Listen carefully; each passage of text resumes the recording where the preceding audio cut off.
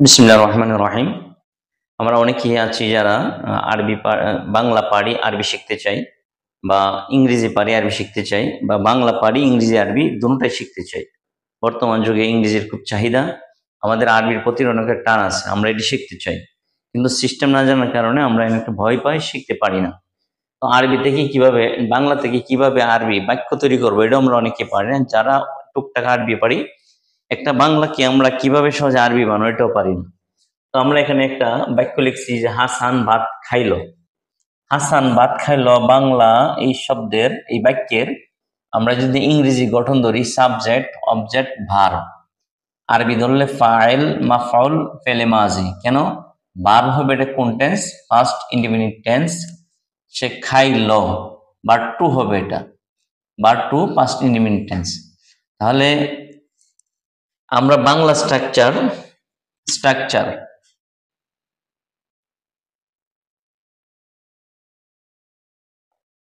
Structure structure Bangla মাঝে লিখি আমরা বাংলা,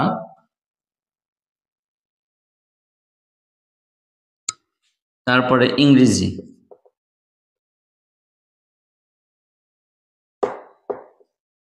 আরবি।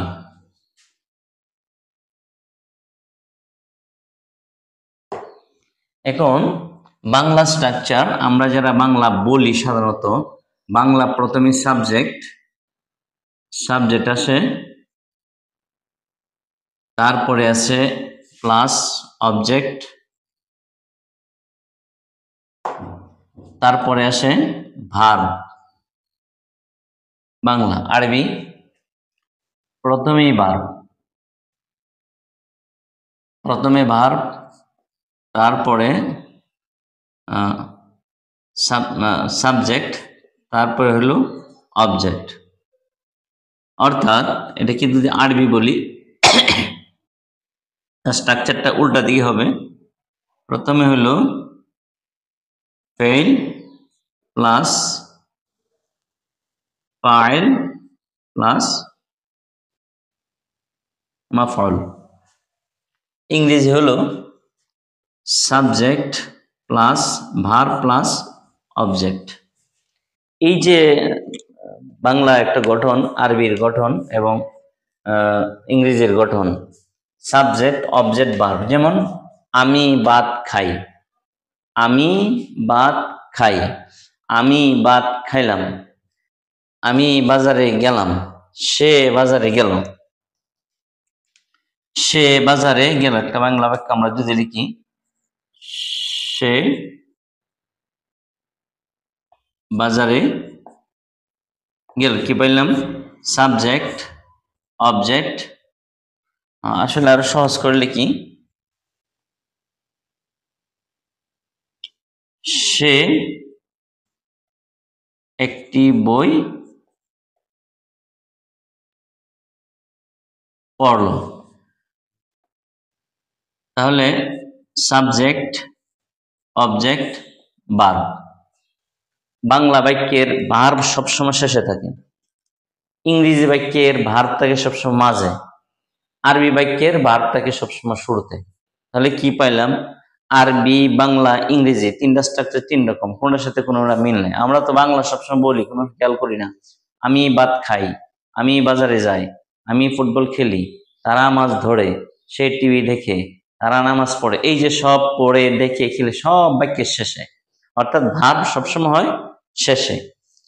বাংলা ভার্ব সবসময় হয় শেষে, বাক্যটা শুরু হয় সাবজেক্ট দিয়ে, বাক্য শুরু হয় সাবজেক্ট দিয়ে, অবজেক্ট হয় মাঝে।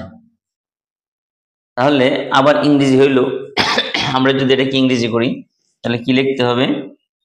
আই রিড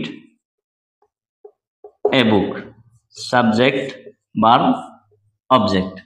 বাংলা ভার্ব থাকে মাঝে, বাক্যটা শুরু হয় সাবজেক্ট দিয়ে। তাহলে বাংলাও শুরু হয় সাবজেক্ট দিয়ে, ইংরেজি শুরু হয় সাবজেক্ট দিয়ে। ব্যতিক্রম হলো আরবি। এটা যদি আমরা আরবি লিখি, আমি একটি বই, সে একটি বই পড়লো, সরি সে না, আমি হয়ে গেছে, তো সে হি রিডস এ বুক। তাহলে এটার যদি আমরা আরবি লিখি, সে একটি বই পড়লো, না হুয়া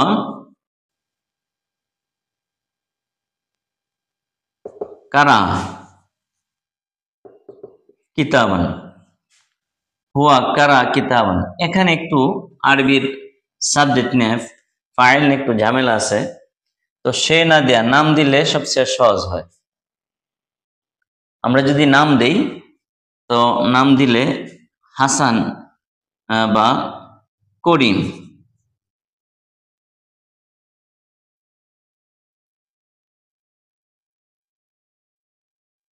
একটি বই পড়লো, করিম একটি বই পড়লো, তাহলে কি করতে হবে? কারা কারা কারিমুন কিতাবান, কারা কারিমুন কিতাবান। এই দুটা বাক্যের মধ্যে একটু বেশ কম হলো আরবি গঠনে। তো আরবি যখন ফাইল ইসমে জায়ের হয় তখন তো উল্লেখ করা যায়, যখন ইসমে জায়ের হয় না জমির হয় তখন পূর্বে জমির রের অর্থাৎ এই ফেইলের যে ফাইলটা উল্লেখ করতে হয়। আমি কোন একটা গল্প বললাম, হাসান এই করলো সেই করলো, তারপরে আমি লিখলাম যে কারা কিতাবান, সে একটা বই পড়লো, তখন যায় কারা উল্লেখ করলে ঠিক আছে। আর স্বাভাবিকভাবে পূর্বে যখন উল্লেখ থাকবে না, এর মাঝখানে কারা উল্লেখ করা ঠিক নেই। কারণ হলো কারা জাইদুন, কারা হাসান নামে একটা ফেল দিতে হবে, অর্থাৎ ফেল ইসমে জাহের হলে মাঝখানে হয়, আর ইসমে জাহের না হলে ফেইলের ভিতরে ফাইল থাকে, ফেইলের ভিতরেই ফাইল থাকে। সাধারণত স্ট্রাকচার হলো এটা ফেল ফাইল মাফুল। প্রথমে ফেল হবে জাহাবা জাইদুন ইলা ঢাকা, কারা জাইদুন কিতাবান, কারা আল কোরআনা, তারপরে লাইবা জাইদুন আল কোর্রা, কাদামুল কোর্রা, কাদামুল কোর্রা অর্থাৎ ফুটবল খেললো, লাইবা জাইদুন কাদামুল কোর্রাতে, কাদামাল কোর্রাতে, আখাজা জাইদুন কিতাবান, আখাজা জাইদুন কিতাবান, আখাজার সামনে আসছে, কিতাব জাইদুন পরে আসছে, কিতাবান পরে তারপরে আসছে, অর্থাৎ মূল স্ট্রাকচার হলো এটা ফেল ফাইল মাফুল। ইসমে জমির যখন হবে তখন তো ফেইলের ভিতরে ফাইল থাকবে, ফেইলের ভিতরে ফাইল লোক করার দরকার নেই।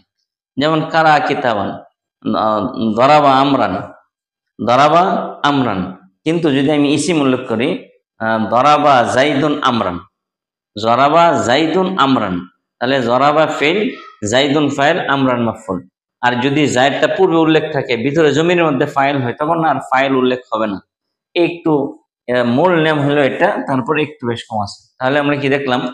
বাংলা স্ট্রাকচার হলো subject object verb, English structure হলো সাবজেক্ট ভার্ব অবজেক্ট, আর আরবি হলো প্রথমে ভার্ব, তারপরে সাবজেক্ট, তারপরে হলো অবজেক্ট, অর্থাৎ ফেল ফাইল মাফুল।